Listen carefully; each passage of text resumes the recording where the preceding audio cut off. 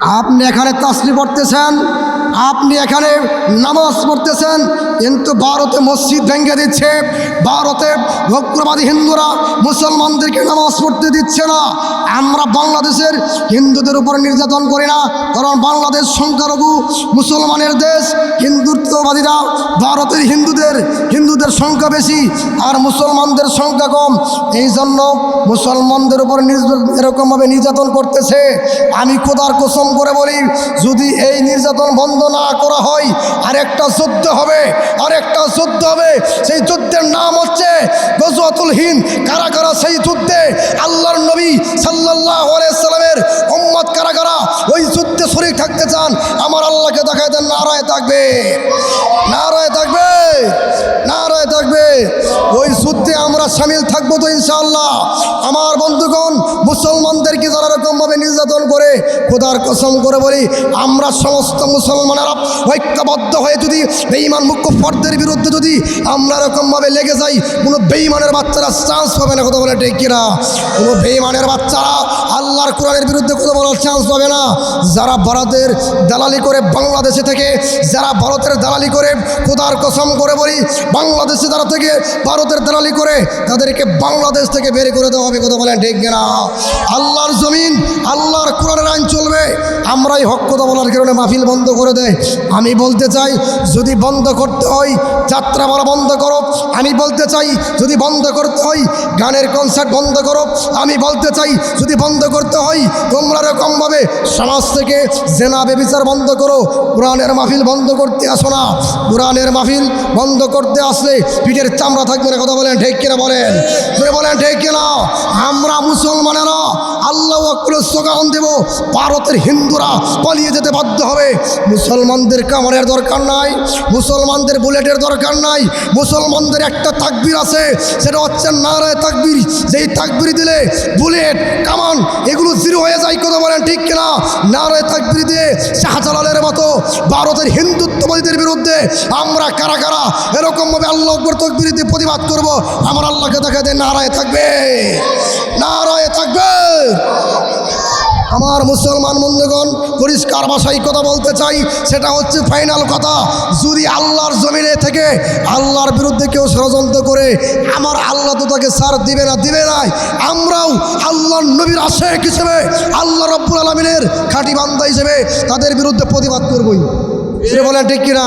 কে কি দল করে, কে বিএনপি করে, কে জামাত করে, কে আওয়ামী লীগ করে, এইগুলো আমার দেখার বিষয় নয়। কারণ মরার পরে আপনার তাকবীর হবে আল্লাহু আকবার তাকবীর।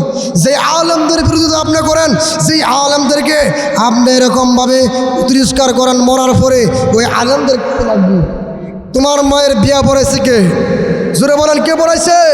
আলেমরা পড়াইছে। সুতরাং তোমার মায়ের বিয়া পড়াইছে আলেম, তোমার মায়ের বিবাহ পড়াইছে আলেম। সেই আলেমদেরকে নিয়ে যদি তোমরা এরকম কটুক্ত করো, এই কিশোরগঞ্জের ফজু পাগলা কুলাঙ্গারের বাচ্চা সে বলেছে যে আলেমদের সন্তান কারো পেটে নেওয়ার জন্য না করছে। জোরে বলেন নাউজুবিল্লাহ। এই চূড়ান্ত পর্যায়ের বেয়াদব ফজু পাগলাকে বলতে চাই, আলেম বিদ্বেষী বক্তব্য বন্ধ করো। আলেম বিদ্বেষী বক্তব্য বন্ধ না করলে আল্লাহর কসম করে বলি, বাংলাদেশের ওলামায়ে কেরামরা তোমাকে ছাড় দিবে না। জোরে বলে ঠিক কিনা? ইসলামের বিরুদ্ধে সরাসরি কথা বলার তার সাহস নাই।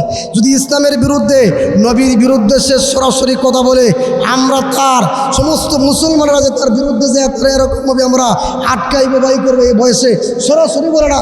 এজন্য আলেমদেরকে দিয়ে বলে। কথা বলেন ঠিক কিনা? জোরে বলেন ঠিক কিনা? কিছু কিছু লোক ক্ষমতা পাওয়ার পরে আলেমদেরকে মূল্যায়ন করে না, মুনাফিকি করে।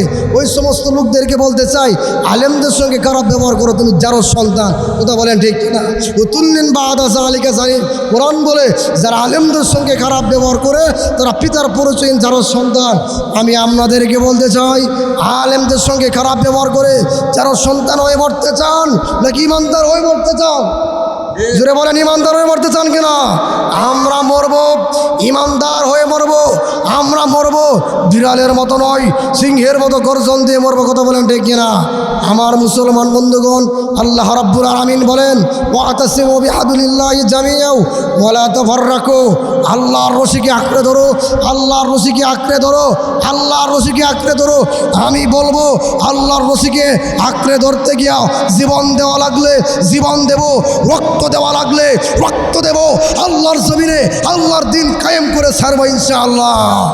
রক্ত যখন আমরা দিয়েছি শাপলা চত্বরে, রক্ত আমরা আরও দেব আল্লাহর জমিনে। আল্লাহর কোরআনের আইন বাস্তবায়ন করে তারপরে আমরা মরবো। কথা বলেন ঠিক কিনা?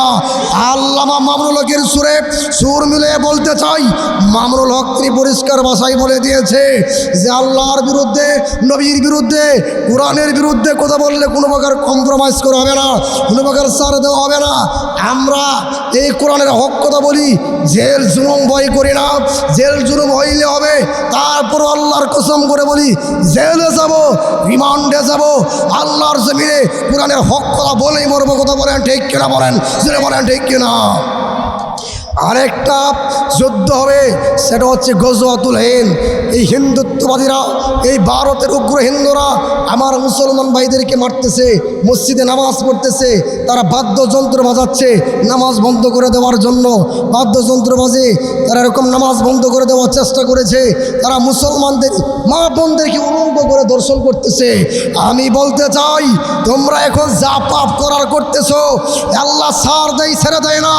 যখন আমার আল্লাহ ধরবে তখন কিন্তু এক বিন্দু পরিমাণ ছাড় পাবে না। কথা বলেন ঠিক কিনা? বলেন আমার আল্লাহর ধরা শক্ত ধরা।